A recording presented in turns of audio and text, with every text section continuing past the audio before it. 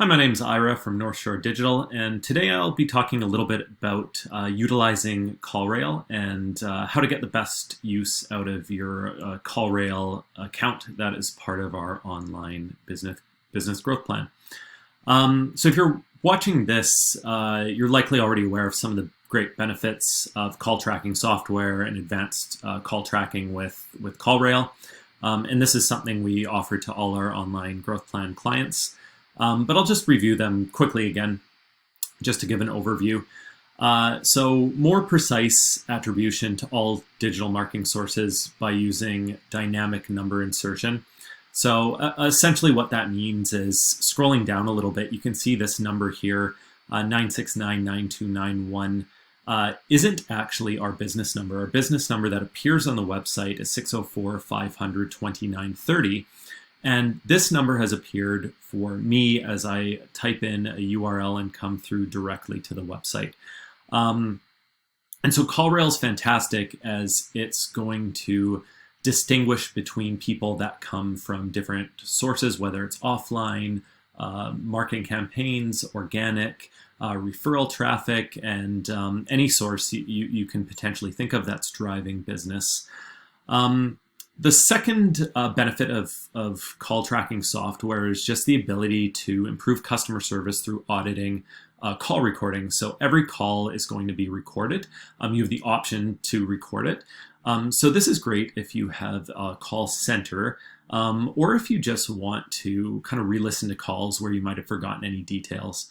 The third thing that's kind of great and forgotten quite often in advanced call tracking is if you have any traditional marketing, so if you're doing a Canada Post mail out, if you're doing a newspaper ad, something like that, you can put distinct numbers there to know exactly calls that are coming from that source. So that's a fantastic way to just utilize your kind of full CallRail subscription. The next is determining which paid ads, campaigns, and keywords are not only driving quantity of calls, but also quality of calls. And leads that convert to sales and revenue, and you can input the revenue and feed that back into your campaigns. The next one is just to look at the customer journey. So look at the multi-channel attribution. What was the campaign that initially brought the awareness, and did that same customer or potential customer go through any other campaigns or channels before finally converting to a sale? So I'll get into that a little bit as well with the screencast.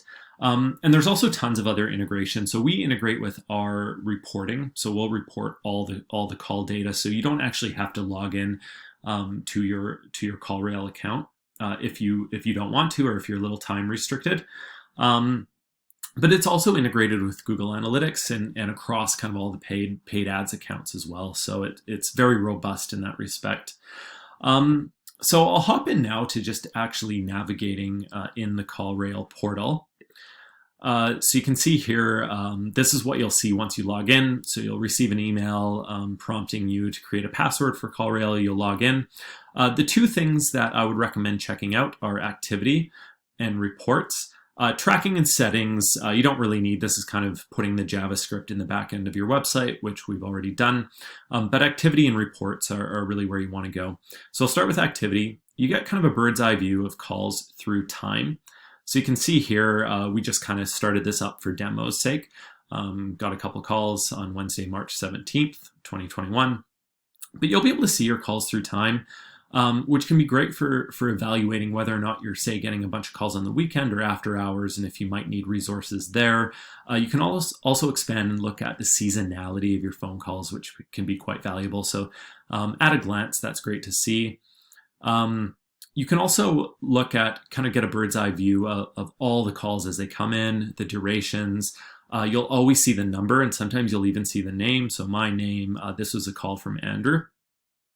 So that's fantastic to kind of see at first glance as well. So diving a little bit deeper into that, we'll look at this call that came through from Andrew. So you just click on timeline there.